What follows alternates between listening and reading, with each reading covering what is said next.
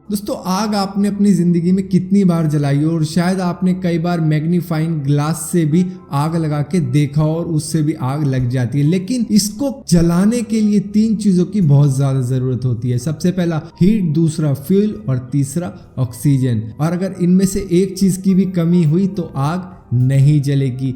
लेकिन जो स्पेस में रॉकेट जाते हैं वो कैसे अपने इंजन से आग छोड़ रहे होते हैं जब वो एक एल्टीट्यूड पर पहुंच जाते हैं जहां पे ऑक्सीजन की सख्त कमी होती है और वहां पर भी वो आग छोड़ रहा होता है। ये किस तरीके से काम करता है हम कुछ ही देर में जानेंगे। मेरा नाम है भारत शर्मा और आप देख रहे हो देखो इसको। आशा करता हूँ आज का दिन आपका बहुत अच्छा बीत रहा होगा।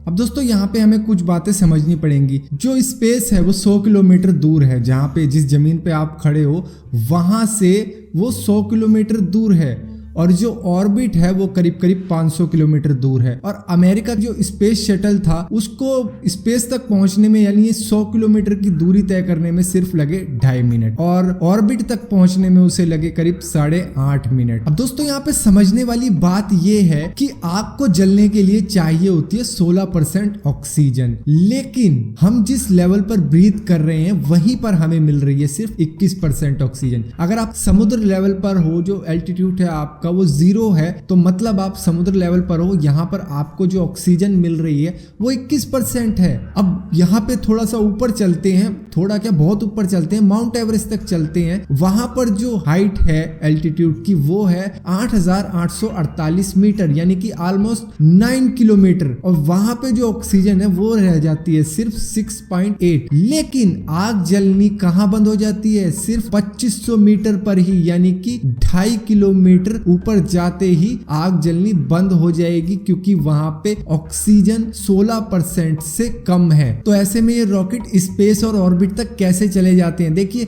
हमारे अर्थ के एटमॉस्फेयर में तो हमें ऑक्सीजन मिल जाती है लेकिन वहां पर ऑक्सीजन नहीं होती, जिस वजह से ये रॉकेट का जो सिस्टम होता है वो अपने साथ ही ऑक्सीजन लेके जाता है। इनका जो फ्यूल होता है उसके साथ ही एक अलग से टैंक होता है। ये डिपेंड करता है कि वो किस टाइप का रॉकेट है। देखिए, रॉकेट के भी जो सिस्टम होते हैं वो 3 टाइप के होते हैं। 2 तो होते हैं लिक्विड प्रोपेलेंट के और एक होता है सॉलिड प्रोपेलेंट का। अब ये जो प्रोपेलेंट होता है ये 2 टाइप से बनता है, एक फ्यूल और एक ऑक्सीडाइजर। ये जो ऑक्सीडाइजर होता है ये एक टाइप का केमिकल होता है जो फ्यूल को ऑक्सीजन प्रोवाइड करता है। अब ये जो लिक्विड प्रोपेलेंट सिस्टम होता है इसमें क्या होता है कि ऊपर की साइड पे एक फ्यूल का टैंक लगा होता है और नीचे की साइड पे ऑक्सीडाइजर टैंक लगा होता है। अब यहाँ से पंप इन दोनों को कंबशन चेंबर में भेजता है जिसके बाद में एक हीट जनरेट होती है जहाँ पर आग लगती है और उसके बाद में ये रॉकेट के निचले नोजल से बाहर गैस निकालते हैं जिसकी वजह से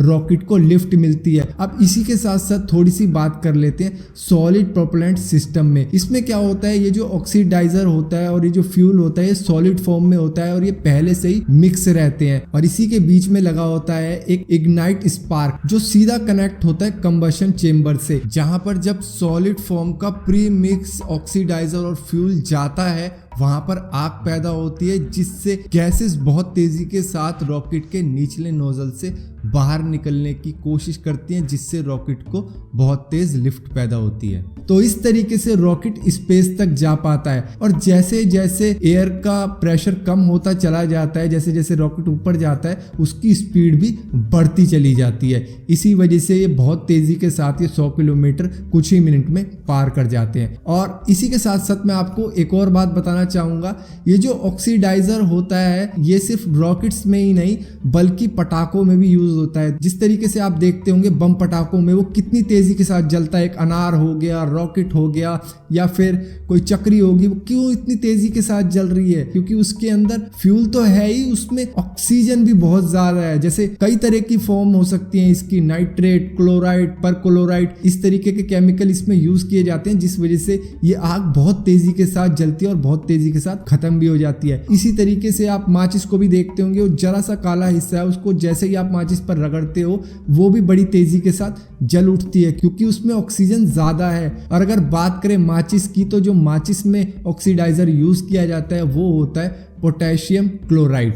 और इसी तरीके से इन रॉकेट्स में भी ऑक्सीजन होती है बहुत ज्यादा, जिस वजह से बहुत तेजी के साथ जलते हैं और इतना प्रेशर क्रिएट कर देते हैं कि रॉकेट सिर्फ 2.5 मिनट में ही स्पेस तक पहुंच जाता है। तो आशा करूंगा दोस्तों ये वीडियो आपको समझ में आई होगी। अगर ये वीडियो आपको समझ में आई हो तो इस वीडियो को लाइक जरूर करना, और अगर आप इस चैनल पे नए हो तो इसी टाइप की और वीडियोस के लिए इस चैनल को सब्सक्राइब करना और बेल का आइकॉन जरूर दबाना, क्योंकि बिना बेल के आइकॉन के आपको मालूम ही नहीं चलेगा कि मैंने कोई नई वीडियो डाली हुई है।